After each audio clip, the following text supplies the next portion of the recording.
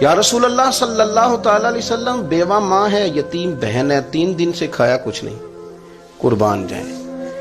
وہ گھر جہاں سے کائنات کھاتی ہے ساری۔ حضور نے فرمایا بلال جا نہ، جا کے ساری ازواج مطہرات سے پوچھ گھر میں کیا ہے۔ حضرت بلال کہتے ہیں میں سارے گھاری پوچھ آیا، ٹٹول آیا، ٹوٹل 21 کھجوریں نکلی۔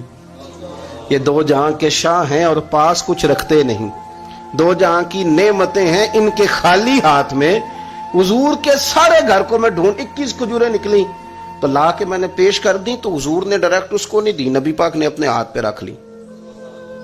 اور کہتے ہیں پھر حضور نے نا اپنا منہ مبارک قریب کیا کھجوروں کے۔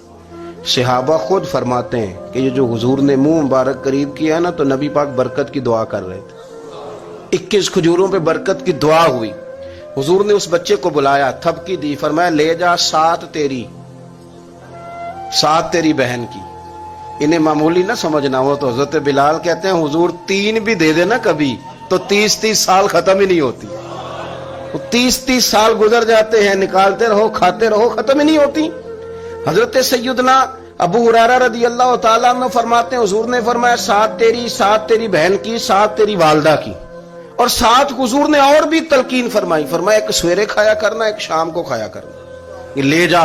حضرت سیدنا بلال حبشی کہتے ہیں رضی اللہ تعالیٰ عنہ کہ بچہ لے کے جب باہر نکلا تو حضرت سیدنا معاذ ابن جبل دوڑ کے گئے اور جا کے بچے کے سر پہ شفقت سے ہاتھ پھیرا، کہا فکر نہ کرنا، رب کریم تجھے بہترین سرپرست عطا کرے گا، پتر پریشان نہ ہونا، اللہ تیری مدد کرے گا، صرف حوصلہ دیا، سر پہ دست شفقت پھیرا۔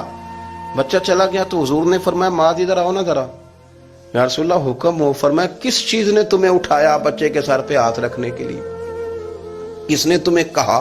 کس چیز نے تمہیں اٹھایا جو تم بچے تک پہنچ گئے؟ عرض کی یا رسول اللہ وہ جو میرے دل میں اللہ نے یتیم کے لیے رحمت رکھی ہے نا، اس نے مجھے اٹھایا تھا، اور میں نے جا کے اس کے سر پہ دست شفقت پھیرا۔ تو حضور فرمانے لگے سن پھر، جو کسی یتیم کے سر پہ خالی ہاتھ بھی پھیر دے، جتنے بال اس کے ہاتھ کے نیچے آئیں گے نا، رب اتنی خطائیں معاف کرے گا، اتنی نیکیاں دے گا، اتنے درجے اس کے بلند کر دے گا۔